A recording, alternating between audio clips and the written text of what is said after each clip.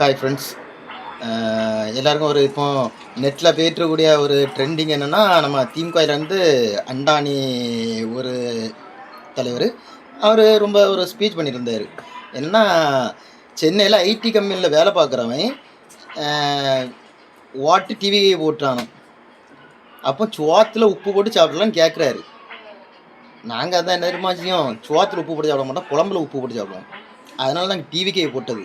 உப்பு போட்டு உடம்புல உப்பு போட்டு சாப்பிட்ட ஆளுக்கு குழம்புல ஊற்றி உப்பு போட்டு சாப்பிட்ட நாங்கள் டிவிக்கே ஓட்டு போடுவோம். சோத்தில் உப்பு போட்டு சாப்பிடக்கூடிய ஆட்கள் நீங்கள் தீய சக்தி தான் ஓட்டு போடுவீங்க.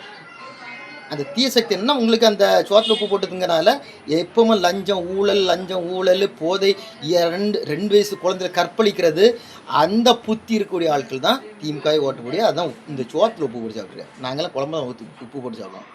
அவர் இன்னொரு வார்த்தை பேசுனீங்க என்னென்னா, கம்ப்யூட்டர் கண்டுபிடிச்சதே கருணாநிதி.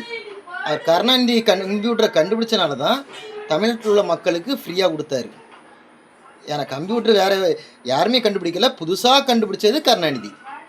கம்ப்யூட்டர் கண்டுபிடிச்ச யாருன்னு தெரியுமா? அவர் எங்கே இருக்காருன்னு தெரியுமா?